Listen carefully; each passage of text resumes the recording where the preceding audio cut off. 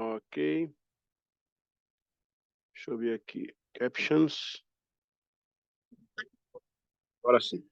Muito bem, pessoal. Módulo 1, disciplina 3, aula 4. Hoje vamos falar sobre o dilúvio. Como eu venho explicando para vocês, a matéria do Antigo Testamento, ela com semana passada esqueci o cabo. Voltou. Voltou. Deixa eu ver se está gravando. Tá no ar aí, pessoal? Tem que estar gravando. Pronto. Ok, tá no ar. Olha, o Walter tá com uma luz sobre essa sua cabeça. Tem uma luz, Walter. Um brilho. Mas é a lâmpada atrás. Ó. Ok, vamos lá. Estamos ouvindo bem aí? Então o som tá bom? Então, como eu estava falando, essa matéria, essa aula, né?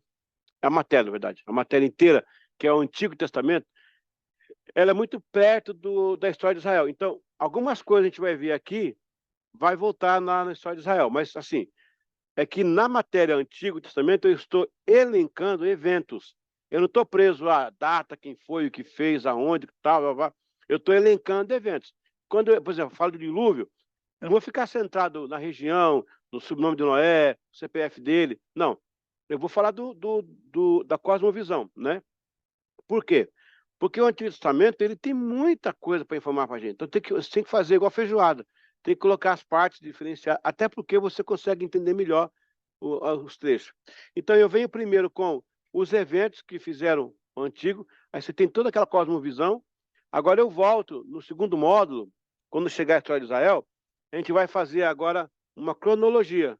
Aí eu vou ficar em datas, locais, personagens, eventos, né? Porque assim você consegue fazer um campo de aprendizado lúdico bem mais tranquilo, entendeu? Eu já falei, a minha função é ensinar. Se eu não ensinar, eu não consegui meu objetivo, né? Que, aliás, é inspirar, né? É mais do que ensinar, é inspirar. Então, a gente vai estudar sobre o dilúvio. O dilúvio é uma coisa muito polêmica, mais polêmica com a gente mesmo. Vamos lá, vamos para cima. Ok. Vamos abrir aí na primeira parte da revista, né? A turma de cá, Deus abençoe aí, pessoal. Apesar que tem um Tadeu aí, né? Tá onipresente. Esses dias a Elisiane estava aqui online, daqui a pouco ela apareceu aqui, falei, onipresente, né? Eu consigo. Foi muito rápido, gente. Veio de helicóptero. Eu, eu percebi. Acho que tinha um teleférico aí, né? Tirolesa. Ok, vamos falar sobre o dilúvio. Se vocês um dia puderem ir à Holanda, lá tem uma arca de Noé, o cara construiu dentro das medidas tal, e estudou. Fato, um negócio interessante, viu? Um fato fantástico. O dilúvio, o fenômeno. O fenômeno. Muito bem, vamos lá. Alberi, bem-vindo aí, Cris, Deus abençoe. Vou estar com vocês aí. Capítulo 6, 7, 8 e 9 de Gênesis, a Bíblia trata do episódio do dilúvio. Deus se vê no justo direito de dar uma nova chance à humanidade e reiniciá-la, pois a maldade, o pecado e a promiscuidade estavam fora dos limites. Inclusive, vocês vão ver isso relacionado aos gigantes, tá? Vamos chegar daqui a pouco lá. O gigante vai ser bem polêmico, esse gigante aí. Não sei se é hoje ainda, acho que não, mas tudo bem. Antes que falem de genocídio, o Senhor deu oportunidade à salvação de todos, pois Noé pregou antes do dilúvio acontecer. Então, Noé pregou cerca de 120 anos, enquanto durou a construção. A pessoa fala, a academia, né? A academia secular é um problema, né? Ah, genocídio, Deus destruiu o mundo, matou criança, matou não sei quem, matou... Ora, a comunidade humana naquela época estava centralizada na Mesopotâmia. Não tinha ninguém no Brasil ainda, né? Ninguém. O Noé pregou 120 anos. Foi feito um estudo de que em 120 anos daria para se percorrer toda a região e haveria acessibilidade em 120 anos para alguém chegar até Noé. Ora, se eu moro em Itapema, em Itajaí, se eu moro em Joinville, tenho 120 anos para vir aqui em Balneário ver alguém pregar, dá tempo, entendeu? E outra coisa, as comunidades se intercalavam, não era um povo isolado. Eles já estavam, esse período Noé já está dentro do do Neolítico. Ele é o comecinho do Neolítico. Você tem o Mesolítico lá atrás, não, o Paleolítico, né, a pedra lascada, o Mesolítico, o homem muda de caçador para agricultor, e agora você tem o Paleolítico, o Neolítico começa a escrita, tá? Nessa passagem, você vai ter ainda a idade do cobre, do ferro, do bronze. Então, o bronze já estava sendo usado como metal para assuntos bélicos. Já havia uma certa proporção de inteligência da humanidade. Então, assim, não é genocídio. Deus avisou, falou, explicou. Eles que não quiseram ouvir. Inclusive está registrado aí, ó, Gênesis 6:3 e 2 Pedro 2:5. Na narrativa sobre o dilúvio encontrada do Gênesis, a Bíblia hebraica, Deus decide inundar a terra por causa da profundidade do estado pecaminoso da humanidade. O justo, aquele que segue os diretrizes divinas, Noé, recebe instruções para construir uma arca. Quando a arca é concluída, Noé e sua família, representantes de todos os animais da terra, são chamados para embarcar. O último animal que entrou, quem foi? Alguém me ajuda? O bicho preguiça. Tá na cara que foi ele, né? E Deus falou assim, Noé, entra na arca tu, tua mulher e teus filhos. E a sogra? Não, vai boiar. A sogra vai boiar. Não, é brincadeira.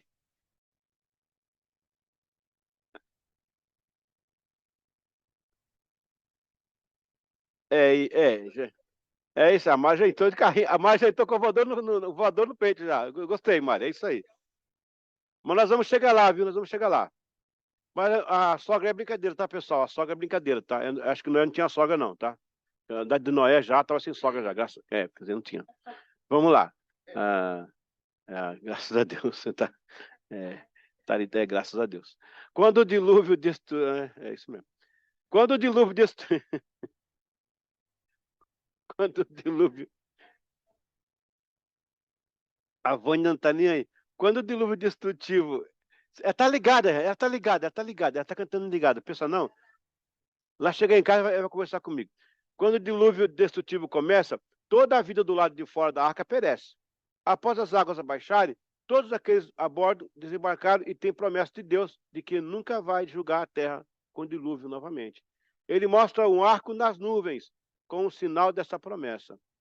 Para a academia científica, o dilúvio geral foi um mito, porque eles se respaldam nos escritos antigos e desta forma trata como narrativa.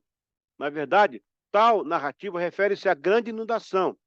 Os mitólogos acreditam que várias divindades destruíram o mundo em um ato de retribuição à maldade. Ora, mas está na Bíblia isso aí, né?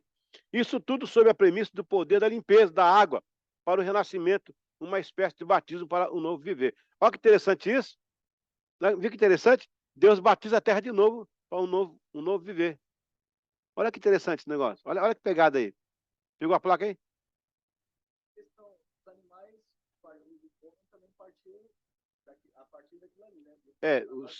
O... Ah, eles estavam na água mesmo, eles ficaram. Manteve. Não, inclusive a baleia é um exemplo de um animal pré-histórico, né? Em várias partes do mundo, além da Bíblia, o evento é citado em outras culturas. Algumas histórias de inundações nos escritos da Mesopotâmia. E nessa sequência vemos livros dos hindus, chamados Puranas, já na Grécia, Deucalião, até os povos de Quilés e Maias que viveram na Mesoamérica, e povos como os Chibiques e Canaris, as Américas, apontam para o evento de inundação.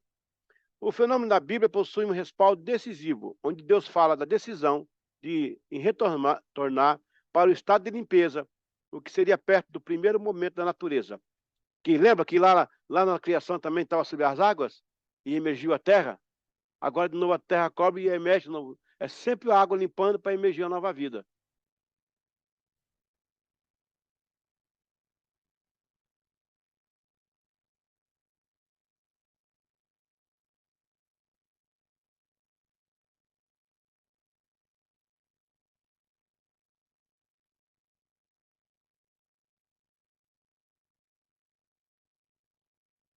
Pode ser, a gente pode chegar depois aí. Se segura você pode voltar nesse assunto aí. O fenômeno da Bíblia possui um respaldo decisivo, já falei, né? Ah, há também relatos contemporâneos do dilúvio e que foi escrito antes de Moisés escrever os Gênesis, que é o caso do épico de Gigamesh. Ainda há registros de outros, como, por exemplo, Atarrazes e contos de Matsua, o avatar do deus Xinu, puxando o barco de Manu. Para a Bíblia, o dilúvio foi global e impactante, com eventos que mudaram posições registradas pela geologia, paleontologia, inclusive, continuando, os cientistas chamam de criacionismo uma espécie de pseudociência em atestar para o dilúvio global. Quer dizer, a comunidade acadêmica não aceita o global. Só que há registros de dilúvio em várias partes do mundo. Vai chegar uma parte para falar aqui, ó, que acharam peixe, fósseis de peixe nas montanhas. Como é que o peixe subiu lá? Excuse me, ok? A comunidade científica não entende assim. É interessante as narrações. O caso dos sumerianos, que seguindo o que está escrito no épico de Silsudra, um ser divino aconselhou para destruir a humanidade e que fizesse a embarcação, que quisesse para escapar podia ir. Veja só, entre os povos daquela região, alguém comentava isso. Olha, o Noé está pregando que tem um Deus que está destruindo. Tal. Aí, as comunidades que tinham seus deuses, o Deus Shiginu, o Vishnu, o Paranas e tal. Então, eles transportavam a pregação de Noé para a linguagem deles. Eles escreviam isso, porque depois foram encontrados alguns tablets. Eu não sei como encontraram também, porque o dilúvio devastou tudo, né? Mas encontraram. Não, eles escreveram antes. Inclusive tem um tablet que fala assim, ó, lá vem o homem chuva, que é Noé, que é um tablet da Mesopotâmia, lá de cima. Olha, eu não sei como foi achado esses tablets aí. Talvez Deus fez uma proporção que a água rompesse e segurasse uma caverna, porque foi encontrado, né? Hã? Não, a Bíblia fala que não. Primeira vez. Peraí, tablet, de argila, cuneiforme, Márcia. Não.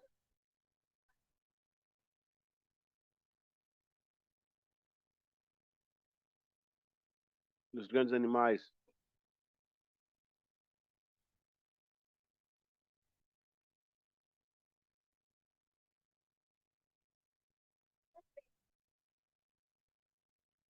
O Leviatã. Não lembro agora, mas Leviatã sei que que é bem falado.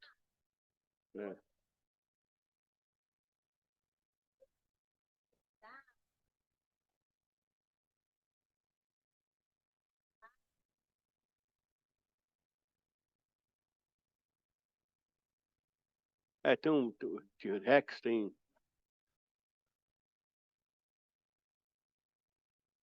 É, a Bíblia não fala. Quando ela não fala, não tem como respaldar. Mas, se foi encontrado fósseis, existiram sim.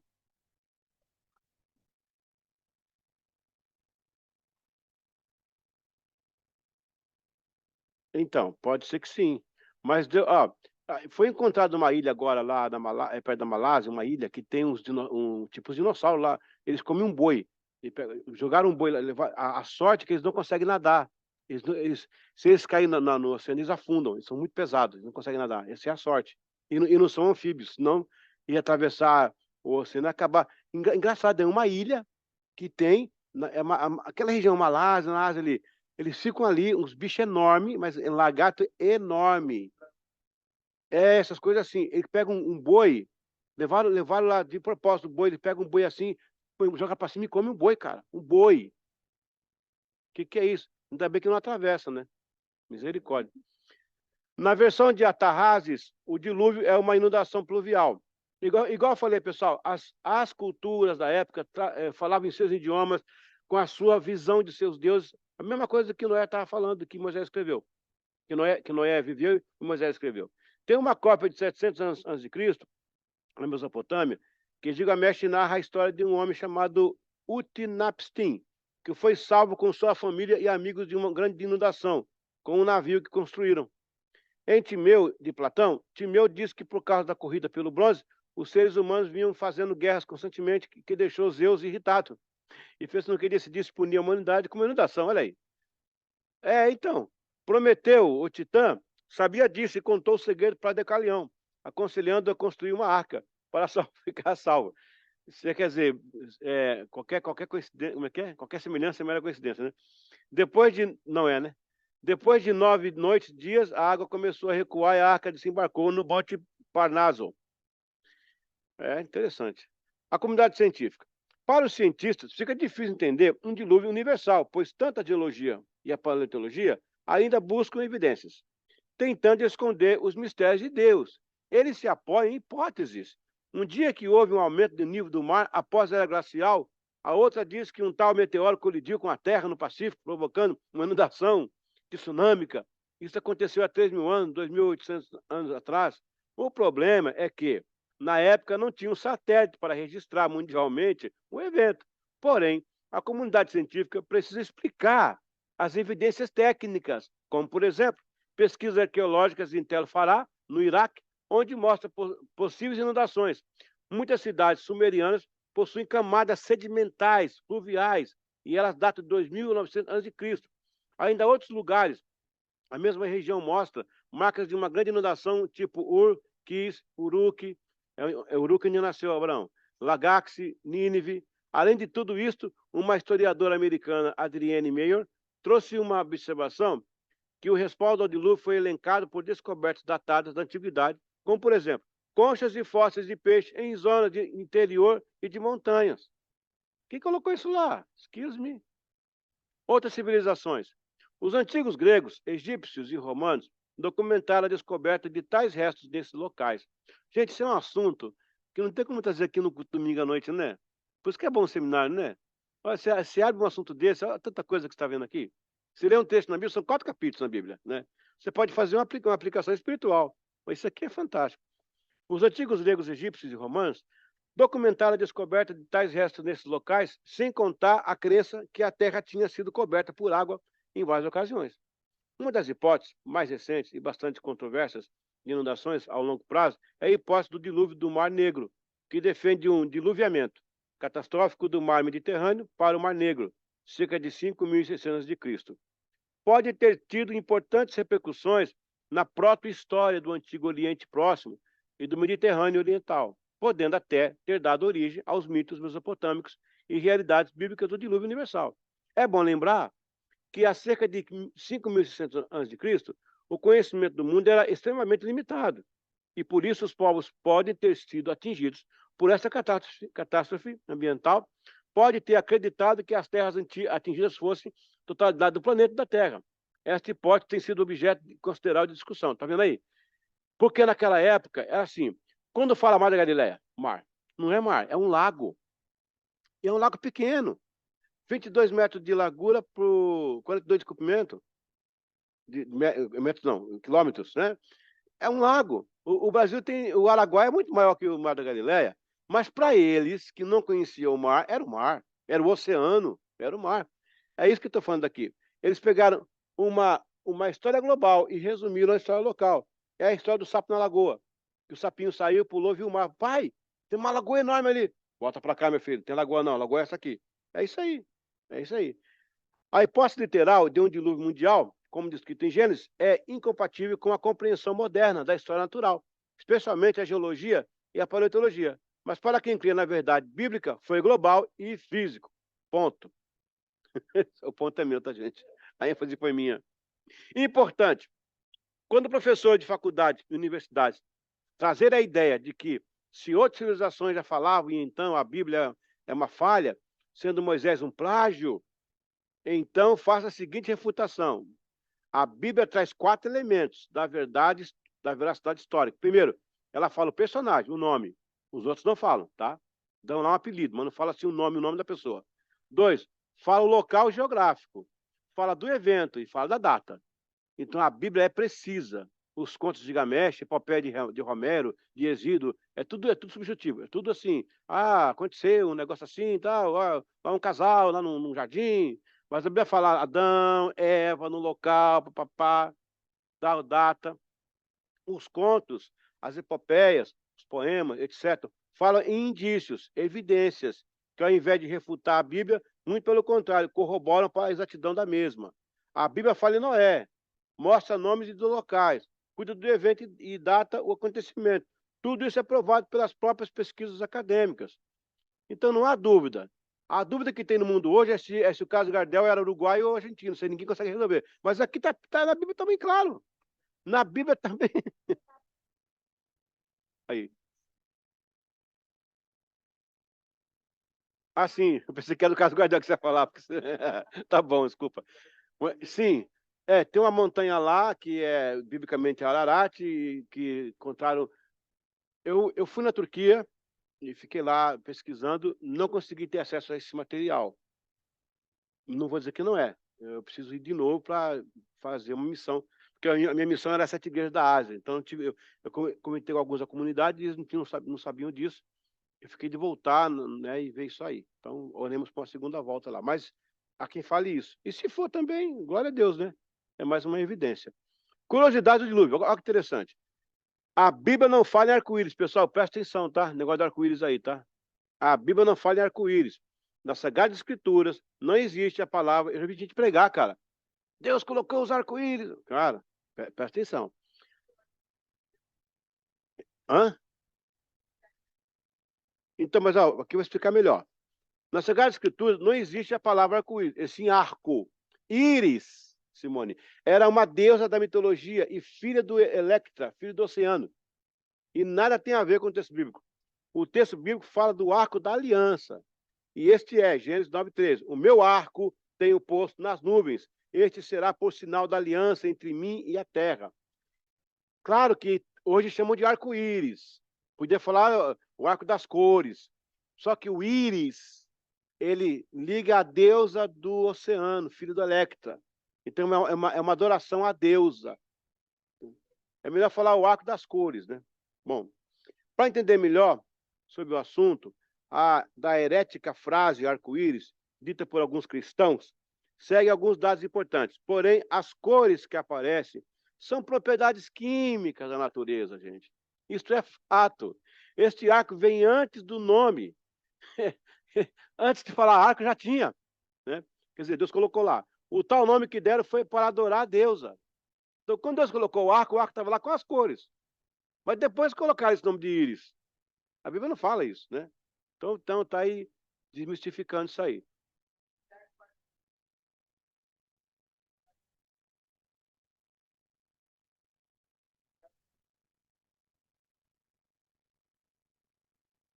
Né?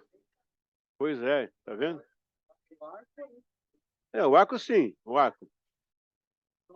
A eles não, o arco de Deus, o arco do Senhor, o arco das cores, o arco da aliança, aí, ó, o arco da aliança. Ó, havia uma arca que era de Noé que representava a graça de Deus, tá? Deus salvando hoje a igreja. A arca se repete lá no tabernáculo, só que sobre ela agora não tem mais o arco das cores. Agora são os anjos cercando. Tá pegando? Depois te bota aí. Matusalém. A Bíblia também deixa claro o fato de Matusalém não ter participado do evento do diluviano. E aí, como é que me explica isso aqui, né? Seguindo a cronologia crescente, a morte de Matusalém e o dilúvio acontece no ano 1656, Gênesis 5:27 e 7:6.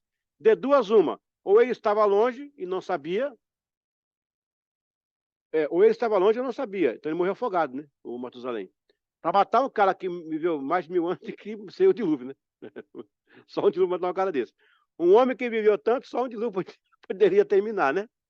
Então, assim, ou ele não sabia, né? Ou ele estava muito longe, não deu tempo de chegar para ser salvo pela arca, né? E os 120 anos? O período tão perguntado pelas pessoas se dá na leitura de dois textos importantes das Escrituras. Segundo Pedro 2:5, e não perdoou ao mundo antigo, mas guardou a Noé, a oitava pessoa, o pregoeiro da justiça, ao trazer o dilúvio de Noé sobre o mundo dos ímpios. Nesse texto, observamos que Noé é chamado de pregoeiro da justiça, porque ele pregava de Deus o juízo. Viria e a justiça seria aplicada com base na iniquidade deles.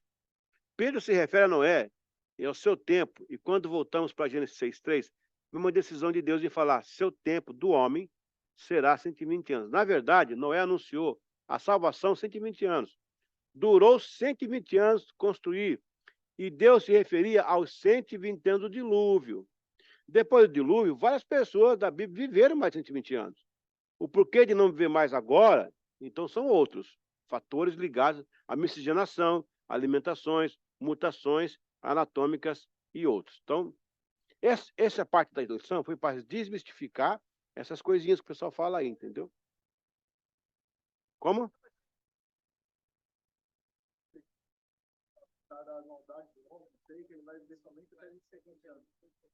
Não, é nessas passagens que fala isso. Mas se refere ao. Então, porque vai vir o dilúvio, vai matar. Em 120 anos eles morrem. É interessante. O pessoal pegou isso. Então, porque depois tem o salmo que fala assim: o homem dado a viver a 70, depois disso vem enfado e cansaço. Mas não é o contexto do dilúvio. Ali que o homem iria morrer com 120 anos, porque ia vir o dilúvio, né? Exatamente. Sim.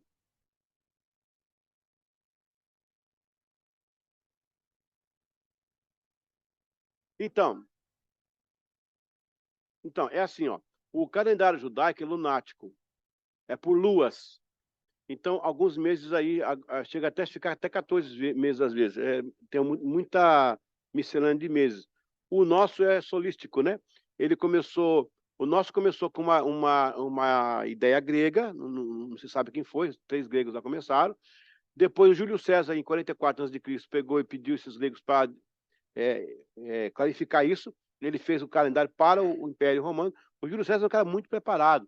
Ele escreveu pensamentos, filosofias, né? Só se demora com a Cleópatra, né? Mas tem um filho com ela, o Cesarião, mas foi traído por Marco Antônio. E morreu por causa dessas coisas também. Então, na verdade, quem matou ele foi o Brutus, né? O próprio filho adotivo. Isso é outra história. Vou voltar aqui. Aí ele. eu pego um corredor, vou embora, volta para cá. Então, Márcia, o Júlio César, em 44, mandou fazer esse calendário geral. Depois o Heródoto fez uma mudança, e Gregoriano, em 1500 e pouco, também fez outra mudança. Nosso calendário hoje é Gregoriano. Tanto é que os nossos meses é dado aos deuses romanos, né? Os Augustos, algumas divindades também, alguns Césares, né? Então, assim, essa mudança houve. Inclusive por causa do sábado judeu também, tem a confusão aí. O que o pessoal faz? O pessoal pega o de hoje e faz uma medida retroativa para não ter que ficar nesses detalhes, porque quem sabe passou um ano que ninguém contou também. Olha, uma época que o pessoal. Hoje você perde a noção se você bobear. Naquelas épocas antigas, olha, são 5, 6 mil anos. Quem sabe algum ano alguém não contou, passou batido. Então, na verdade, o que é melhor fazer, a gente fica com ela, né? E a gente joga a nossa ideia atual dos anos em cima para a gente ter um entendimento. Porque se você for a fundo, você começa a confundir a cabeça.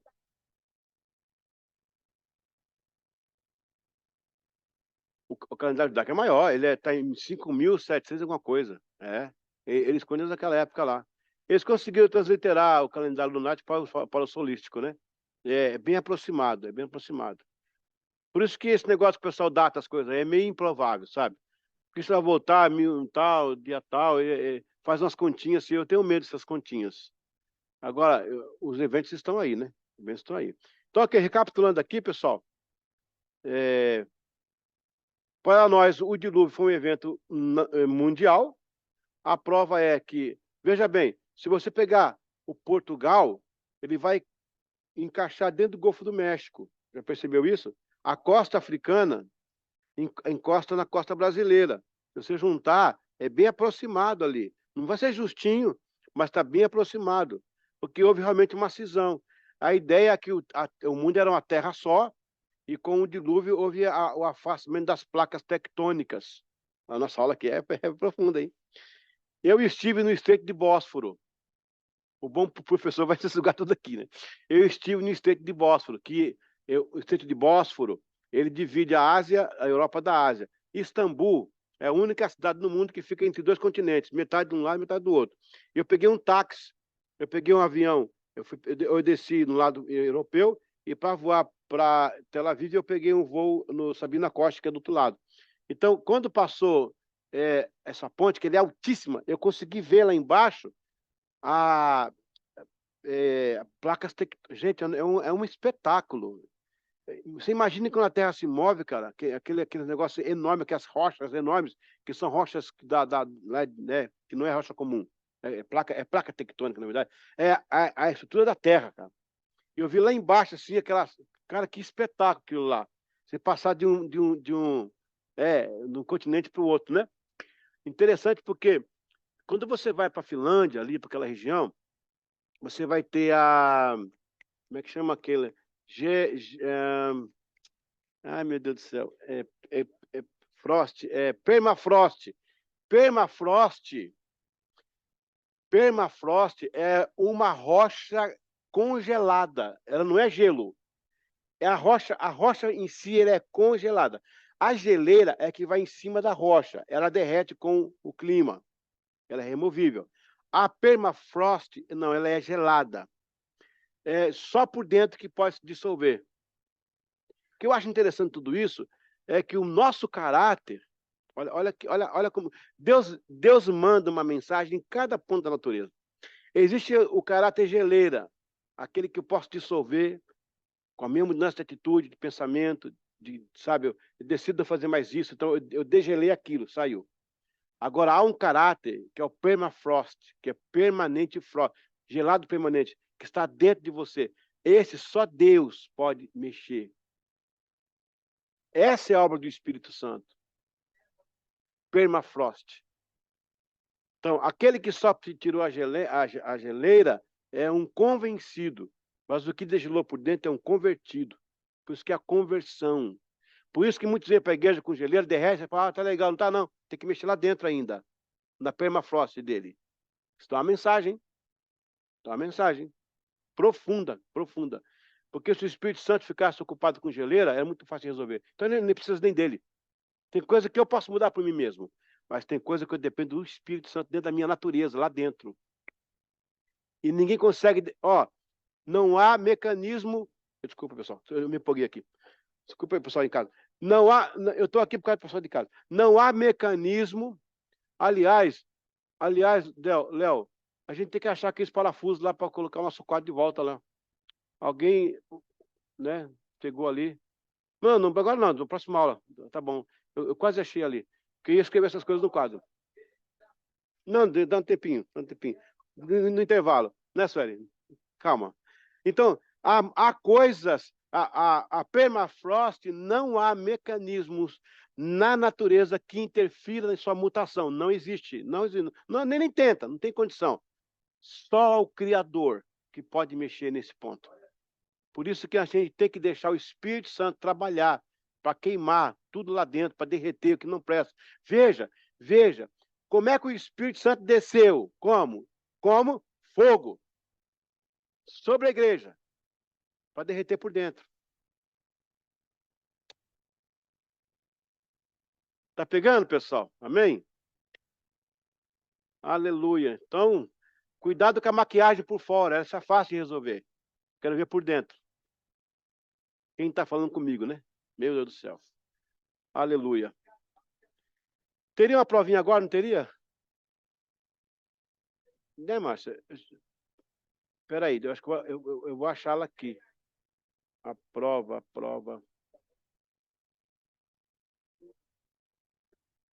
Glória a Deus. Amém. Deixa eu ver se eu acho aqui rapidinho. Tem uma prova aqui. Se eu não achar aqui, a gente manda depois para você fazer. Gente, aqui. É, é no final, né? É no final, verdade. A nossa coordenadora pedagógica lembrou que é no final. Muito bem. Alguém em casa quer comentar alguma coisa? Que o pessoal está falando demais hoje aqui. Mas é isso mesmo, tá? Faz parte. Walter, tudo bem, Walter? E aí? Tudo tranquilo, não? Tá excelente Tranquilo? ali. A gente tá. Amém. Sim, sim. A gente Pin- consegue ver que tudo Obrigado. que os cientistas tentam ali querer provar, a Bíblia e a palavra de Deus derruba, né? Eles Verdade. fazem tudo, acham que é matéria, tudo que é isso e aquilo, mas não, mas na realidade nós sabemos que foi Deus quem criou e ele distribuiu quando ele quis e salvou os que deveriam ser salvos. Por isso que é bom estudar, tá vendo? É isso aí. Obrigado, Walter. Obrigado. Qualquer dúvida aí, pode interferir aí, pode mandar um chat, a gente para aqui, tá bom? Alberi, tudo certo aí? Amém. Muita informação aí, né? É o seu áudio, o seu áudio. o seu áudio. Tem que abrir o áudio aí. Manda áudio, manda áudio. Ah. O nosso seminário, ele é intensivo, né? Porque se fosse 5 anos, ele podia abrir bem mais, mas só que aí vocês pegam muita informação. Esse é o preço, né? Mas tá bom, eu prefiro conteúdo. Ó, Beri, pode falar. Pastor, Ih, nós agora estávamos tá. escalados para ir, tá? E a minha ajudadora, ultrapassamos o horário. Quando fomos horário, vamos ver, era 7 e pouco aqui. Nós estava ela trabalhando no quarto, eu aqui deletando Ah, informações e passamos a tarde toda. tá Quando eu bom. olhei de uma, passou o horário, pastor, me perdoe aí, viu? Nós tinha Não, dado o nome que nós via. E a intenção era ir, viu? Mas já tudo era bem, 7h30 quando nós olhamos aqui. Digo, e sem agora? Não dá problema. mais. A gente mora quase 1 hora de distância, viu? Não, tudo bem, Então, tudo bem. eu só quero dizer isso, Mas, né? Tá, mas tá obrigado. pegando aí, né? Tá pegando aí direitinho, né? Estou pegando, tá tudo Amém, certo. Aqui temos amém, escutando aqui tudo, viu? Né? amém, irmão Beri. Pessoal, quando alguém de casa falar, pode aumentar o seu áudio aí, o pessoal ouvir que estão comentando, tá bom? Agora já foi. Amém? Tem que tirar, né? Sim, sim. Será que ela não separou quando Deus criou o mundo? Porque fala que houve separação de terra, de mar e tal. Então, a Bíblia não é clara. Não é. Então, eu aprendi uma coisa, sabe, Tadeu? Eu também questionei muita coisa assim e tal. Ah, o que ela não fala, cara, não adianta a gente forçar. Tudo que força entorta, né? Aí você não fala, isso não é claro. Dinossauro, não é clara, não é clara. Ela fala em grandes animais, em bestas animalescas, essas coisas. Ela fala isso. A questão também da Terra aí. Bom, se você vê pelo lado da metafísica, se você sabe, se você olha o mapa mundi e vê que as dimensões cartográficas elas são similares nas encostas, significa que logo, isso é metafísica, houve uma divisão, porque o encaixe é perfeito. Veja Portugal, encaixa direitinho no Golfo do México, cara. As costas brasileiras, né? Então, assim, e a parte da Ásia ele também vai juntando ali.